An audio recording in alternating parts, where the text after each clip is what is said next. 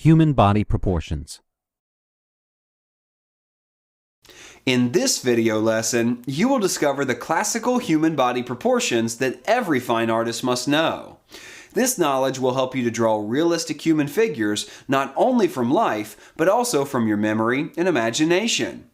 Without knowing the proportions of the human body, it's almost impossible to avoid mistakes in figurative art. So let's begin one of the most important lessons in this course.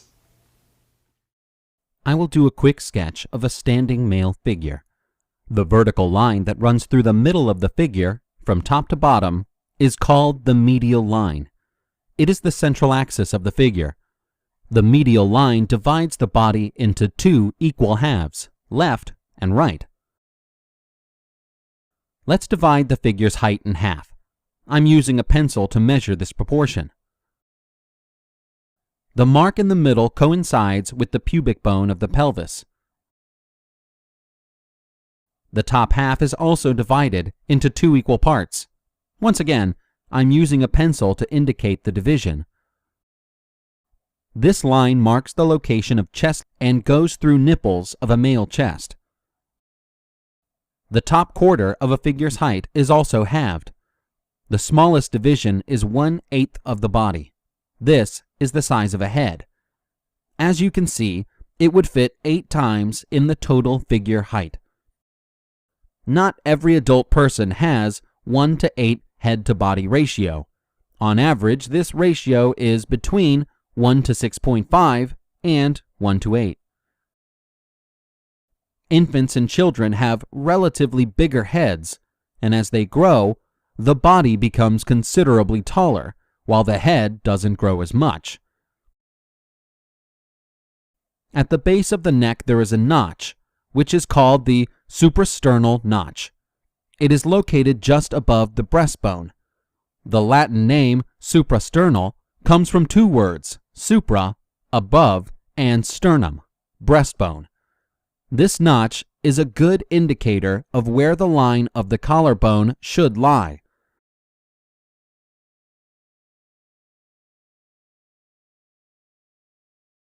The distance between the upper edge of the rib cage and the lower end of the breastbone is equal to the height of the head.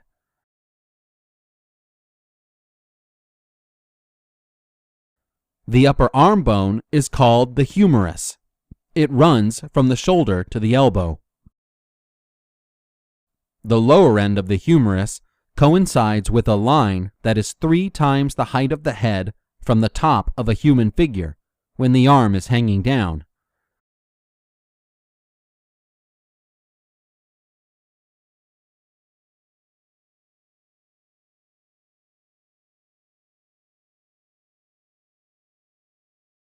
The wrist's position is on the same level as the pubic bone, halfway up the body. Throughout the history of art, human body proportions have not always been measured by heads. Some canons were based on the length of one's feet, thus creating the imperial measurement system. Hands, arms, fingers were also used as measuring units. The word canon, or set of proportions, comes from Latin and means measuring line. Canons have changed throughout history, according to artistic needs, taste, and sense of beauty.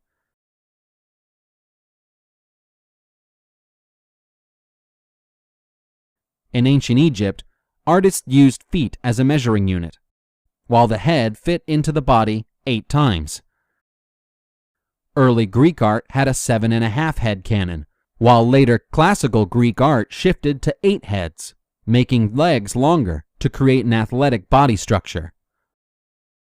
In the Renaissance, artists rediscovered the classical canons and developed their own. Old masters like Vitruvius, Leonardo da Vinci, Albrecht Dürer, and many others were fascinated by the human body and studied its proportions with a great thirst for knowledge. Let's come back to the drawing. Here is a male figure in profile. It has been drawn in the same 8-head canon as the previous one.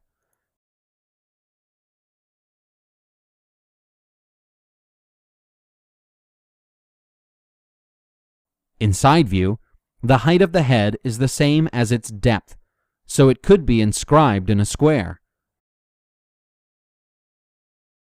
The waist has the same depth, as does the pelvic region.